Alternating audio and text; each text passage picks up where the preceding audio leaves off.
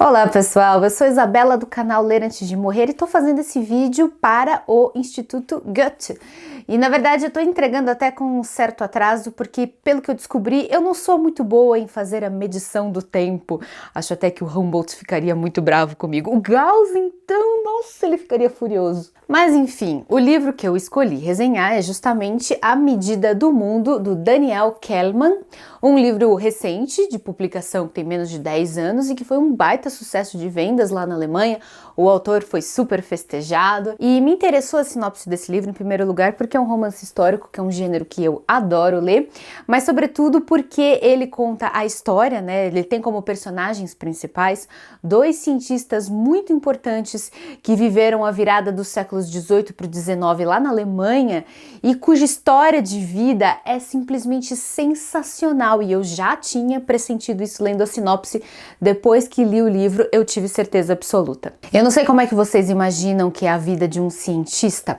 Eu, pelo menos, toda vez que me falam de cientista, eu imagino pessoas com aventais brancos, trabalhando com provetas e tubos de ensaio, olhando em microscópios eletrônicos e fazendo muitas pesquisas, lendo artigos científicos, às vezes, né, fazendo testes em animais, o que é uma coisa que, né, dizem ser muito necessária, né? Não estou aqui para questionar isso, mas enfim, a gente sempre imagina pessoas encerradas em laboratório, num ambiente asséptico, e pessoas que, sobretudo, não estão correndo risco de vida ao exercer suas atividades. Só que, definitivamente, a ciência não era feita desse jeito alguns séculos atrás.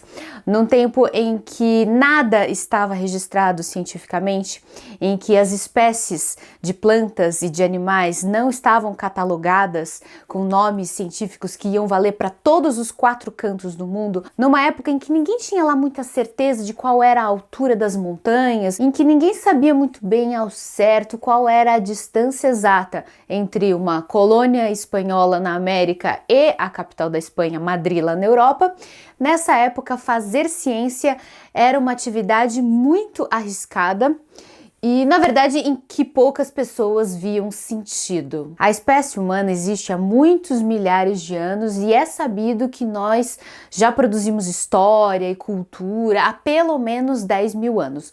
No entanto, nos 4 cantos do globo, qualquer lugar que você for olhar, seja nos esquimós que ficavam lá no Alasca, sejam nos chineses, sejam nos australianos aborígenes, ou sejam nas tribos africanas ou nos índios americanos, nunca houve uma necessidade, um desejo, uma urgência de entender tudo o que existia no mundo, de catalogar todas as coisas que estavam ao nosso redor, de tomar notas, de medir, de saber, de acumular conhecimento. Essa curiosidade foi uma novidade tão grande na história da nossa espécie, da nossa humanidade, que a gente pode datar. Ela começou a surgir, essa curiosidade, ali durante o Renascimento, com os primeiros grandes cientistas como Galileu ou Copérnico, e é graças ao trabalho desses cientistas, que hoje a gente fala que promoveram a revolução científica, que hoje nós vivemos nesse mundo que a gente vive hoje, onde eu posso gravar um vídeo da minha casa em São Paulo e ser assistida por qualquer um no mundo inteiro, onde eu posso pegar um celular e falar com um parente distante que está do outro lado do globo, onde eu posso tomar um antibiótico e me curar de doenças que antigamente matavam, onde eu posso fazer muitas coisas que no passado talvez pudessem parecer como magia, mas que hoje a gente sabe que são perfeitamente compreensíveis e explicáveis. Eu tô falando dessa revolução científica porque eu li sobre ela. Eu quero trazer até um outro livro aqui, uma sugestão de leitura para vocês, que é o livro do Yuval Noah Harari, O Sapiens, Uma Breve História da Humanidade, em que ele descreve esse processo, a tal da revolução científica, como a descoberta da ignorância. Qual é a questão? Durante toda a nossa história, todos os povos humanos que habitaram a Terra e que nem tinham conhecimentos uns dos outros, muitos produziram conhecimento, é verdade, conhecimento espantoso, mas praticamente não existia, nem nos antigos chineses, nem nos antigos maias, ou nos esquimós, ou nos aborígenes, não havia um sentimento de que eu, Homo sapiens, eu, ser humano, sou um ser ignorante. Eu não sei tudo o que existe no mundo, eu não sei o que existe do lado de lá da montanha, porque eu nunca fui até lá e eu nunca li o relato de ninguém que foi até lá. Então só existe um jeito de eu ter conhecimento das coisas: indo explorar. Esse espírito explorador, o desejo de catalogar o mundo, de fazer medições e de ter a natureza na palma das nossas mãos, deixando de uma vez por todas de sermos vítimas dos mistérios da natureza. Todo esse espírito foi uma novidade dentro da história da nossa espécie humana, que teve, né, como protagonistas cientistas europeus, mas que logo se espalharam pelo mundo todo. Hoje se produz ciência em todos os cantos do planeta, inclusive aqui no Brasil, onde infelizmente poderia se estar produzindo mais ciência ainda se ciência recebesse financiamento. Mas não quero entrar nesse mérito agora. Só o que eu quero dizer é que é exatamente esse o espírito que envolve toda a narrativa de A Medida do Mundo. Um romance histórico que se passa na Alemanha, que tem como personagens principais dois grandes cientistas que dedicaram suas vidas a desvendar os mistérios da natureza e até mesmo os mistérios do nosso sistema solar e do nosso universo.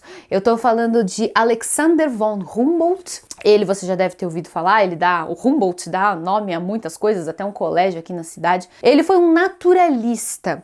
Naturalista é aquele que era especializado nas ciências naturais, porque antigamente o conjunto de conhecimentos humanos sobre a natureza não era tão extenso e específico assim, para a gente dividir, como a gente faz hoje, entre geografia, zoologia, paleontologia, biologia. Hoje o nosso acúmulo de conhecimentos é tão grande, tão específico, que as universidades criam cadeiras, né, criam cursos específicos para cada uma dessas áreas.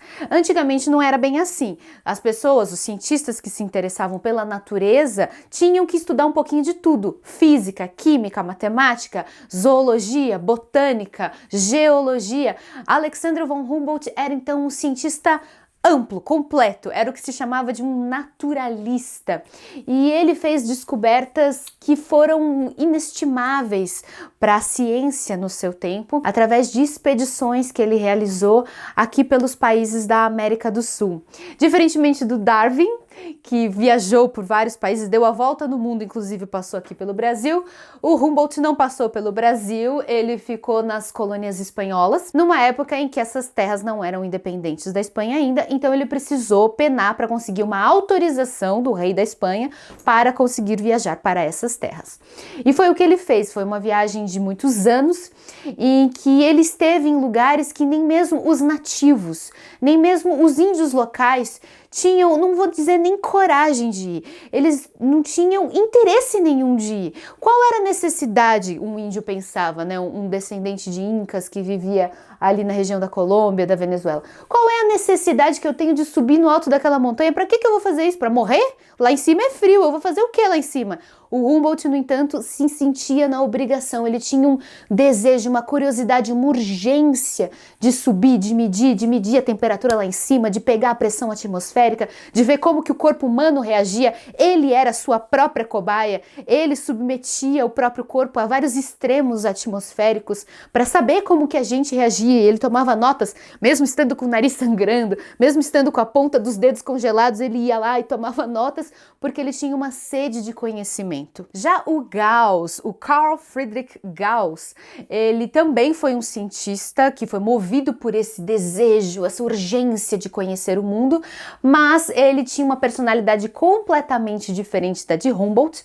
Ele era um matemático e um astrônomo, um cara que, diferentemente do Humboldt, detestava estar ao ar livre, detestava desconforto, detestava meter o pé na lama, tomar chuva, dormir em lugar duro. Ele detestava tudo isso, ele tinha problemas respiratórios, problemas intestinais. Ele era aquele cara que estava sempre com dor, sempre doente, sempre reclamando. Era um cara rabugento, mas ele era um gênio da matemática, que com menos de 30 anos escreveu tratados sobre matemática pura, que eram dos mais avançados para a época e até hoje são insuperados em alguns aspectos.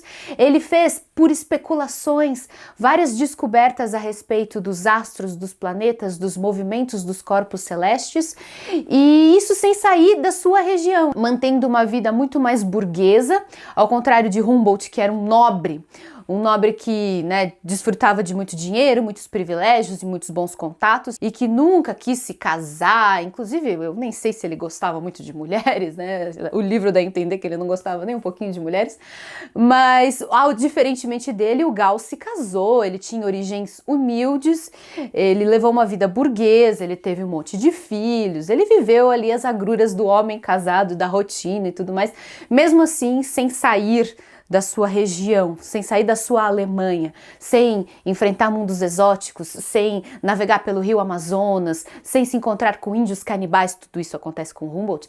Mesmo sem passar por essas grandes aventuras, Gauss consegue fazer na atividade do seu escritório, olhando pelos seus telescópios rudimentares e usando os instrumentos que ele tinha à mão, uma série de descobertas que envolviam teoria, matemática e astronômica, e se tornando assim também um dos grandes cientistas do seu tempo. Daniel Kahneman conta a história desses dois cientistas de personalidades tão diferentes de maneira muito deliciosa de ler, muito bem-humorada, e a gente fica embebido da história da vida deles, mesmo sendo histórias tão diferentes, né? Cada capítulo se trata de falar sobre uma trajetória de vida, enquanto um está lá vivendo sua vida de casado e vivendo vários problemas lá na Alemanha, problemas pequeno-burgueses, o outro está no meio das florestas tropicais, está subindo montanhas, está entrando em cavernas, está sendo picado por animais venenosos, está vivendo várias aventuras dignas de Indiana Jones. Apesar de tudo, as duas linhas de vida são igualmente interessantes, e o que é mais legal é que Daniel Kahneman faz questão de reunir esses dois caras, essas duas mentes tão brilhantes, num momento importante do livro. Então, o livro, na verdade, começa descrevendo uma aproximação, um encontro. Daí ele faz uma grande pausa em que ele se dedica a contar a vida dos dois, até que no final, novamente, a gente tem um encontro desses dois gênios. É uma narrativa que eu não sei dizer até que ponto é fiel às biografias dos dois cientistas. Pelo que eu pesquisei, me parece bem acurado. Toda vez que ele falava de algum animal, de algum veneno que os índios usavam, eu jogava no Google e via que essas coisas realmente existiam e que eram descritas exatamente da maneira como ele coloca no livro. Então, eu tendo a acreditar que ele foi bem rigoroso ao tratar das biografias destes dois cientistas, né? Mas, enfim, não se trata de biografias, na verdade, não é um livro de não ficção, é uma história de ficção que imagina um encontro desses dois e o que teria surgido desse encontro de dois homens tão geniais, mas com personalidades tão diferentes. Eu sou uma cientista frustrada, né? Eu sempre tive muito interesse e curiosidade por ciência, por biologia, por botânica, mas eu acho que eu não tinha o talento necessário para ir muito além. Os meus pendores individuais me levaram às letras, à comunicação, aos livros, à literatura. Infelizmente, nunca fui boa em física, em química ou matemática, embora eu me esforçasse bastante. Então, eu me consolo lendo a respeito da história da ciência, que, na verdade, é quase tão delicioso quanto ler um livro de ficção, uma história de aventura. Recomendo para todos vocês, então, A Medida do Mundo, do Daniel Kahneman, essa edição da editora Companhia das Letras. Eu só lamento que o título esteja em tão pouco destaque, ó. Se eu me afasto um pouquinho, acho que já não dá nem mais leitura. Essa é a minha indicação de hoje. Se você gostou dessa resenha, não esquece de dar aquela curtida e que ela sirva de exemplo e inspiração para você também fazer a sua resenha sobre alguma obra da literatura alemã contemporânea, e quem sabe você também ganha esse concurso. Eu estou participando desse concurso, quem sabe a gente não vai juntos para a Feira do Livro de Leipzig, na Alemanha, no ano que vem. E boa resenha, espero ver boas resenhas inspiradas por essa e a que as minhas outras colegas booktubers estão fazendo. Beijo para todo mundo, até mais!